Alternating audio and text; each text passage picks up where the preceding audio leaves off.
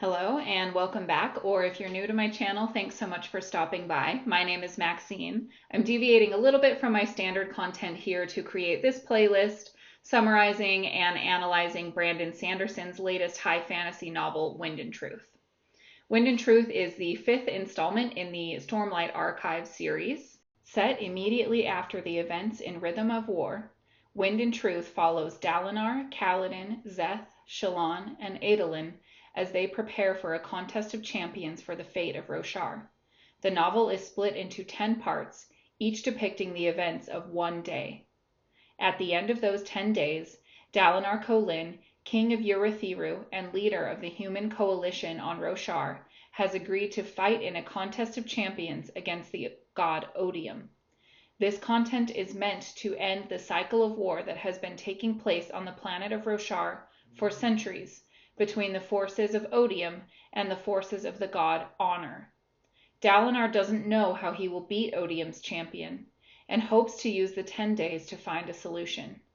In their agreement to the contest, there is also a stipulation about the territories in each side's control. Whoever holds a territory when the contest time arrives will be the legal possessor of that territory. So, fierce battles rage on multiple fronts around the world over the course of the novel. The novel depicts battles on the Shattered Plains, in the city of Azimir, and briefly in other places as well. The narrative opens with Kaladin Stormblessed having stepped down from his leadership of the Order of Knights Radiant known as the Windrunners. Dalinar tasks him with a mission to travel to the distant nation of Shinovar alongside Szeth's son Netoro. Their objective is to meet with the Herald Ishar, who is reportedly behaving erratically and suffering from delusions, believing himself to be the champion who will face Odium.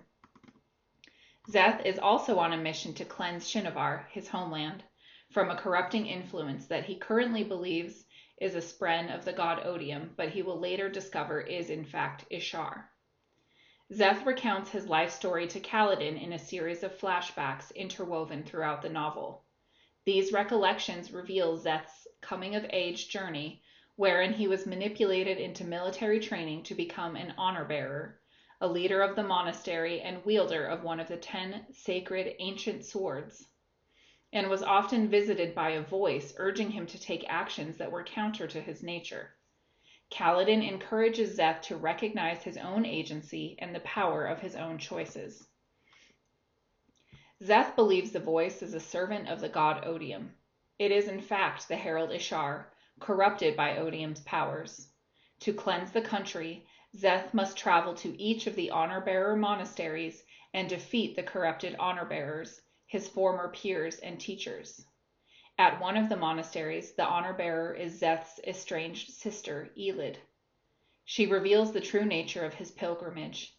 It is an audition orchestrated by the heralds to assess his potential to replace a fallen herald named Jezrien and reform the ancient Oath Pact.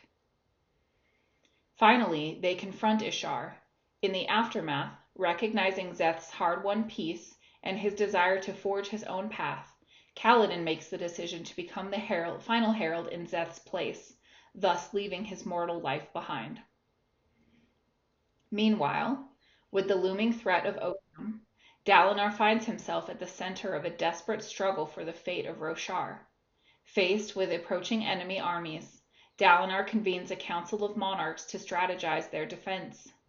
He sends his son Adolin to help with the battle in Azimir, and his niece Yasna to Thaylen City. He meets the god Cultivation, who urges him to understand the history of their world before confronting Odium. She hints that Honor's power is seeking a new vessel. This prompts Dalinar and his wife Navani to travel to the spiritual realm. An accident occurs while they are entering the spiritual realm, and their young grandson Gavinor is pulled in with them. In the spiritual realm, they witness visions of pivotal moments in Roshar's history, including humanity's arrival from their home planet, the formation of the Oath Pact between Honor and the Heralds, and the escalating conflict with Odium. Dalinar and Navani witness the breaking of the Oath Pact by the Heralds, and the power of Honor's rejection of its mortal vessel, Tanavast, after he betrays an oath and a potential path to peace by imprisoning a powerful spren named Ba Edo Mishram. Upon his return from the spiritual realm on the day of the Contest of Champions, the 10th day, Dalinar faces Odium. Odium has kidnapped Gavinor and convinced him that Dalinar is evil by holding him in the spiritual realm where time passes strangely. Gavinor is now 20 and wants to revenge himself on Dalinar. Dalinar is desperate for a solution that does not require him to kill his grandson. The power of honor, now a sentient force without a stable vessel, circles Dalinar. In a pivotal moment, Dalinar speaks the words that bind the power of honor to him. However, recognizing the inherent danger in such an absolute and inflexible force as honor, Dalinar then renounces his oaths, effectively betraying the power in a bid to buy time for his companions to create a new future for Roshar. This act results in his death and the merging of the powers of odium and honor into one vessel as a new god, Retribution. Meanwhile, tasked with defending the city of Azamir against Odium's approaching forces, Adolin Kholin travels west. Soon the city is besieged by the armies of Odium. Despite overwhelming odds and the eventual fall of Azamir, Adolin and a small group, including the Azish Emperor Yanagon, retake the throne room before the deadline of the contest on the 10th day. Adolin and his companions receive unlikely reinforcement from Deadeye Spren and hold the throne room until the critical hour, thus maintaining control of the country. Meanwhile, Shallan Kholin's complex history with a crime syndicate known as the Ghostbloods places her in a precarious position. Her desire to prevent them from reaching Ba Edo Mishram's prison drives her to infiltrate their ranks and discover their plan to follow Dalinar into the spiritual realm. Shallan launches a quest to locate Ba Edo Mishram's prison, alongside R'lain and Renarin. Her encounters in the spiritual realm force her to confront painful memories, including the shocking revelation that her mother, Chana, was a herald. Shallan fights and kills her former mentors from the Ghostbloods. R'lain and Renarin destroy the prison holding Ba Edo Mishram. The fragmentation of the realms following Dalinar's rejection of honor leaves Shallan stranded in Shadesmar, the Oathgates unstable.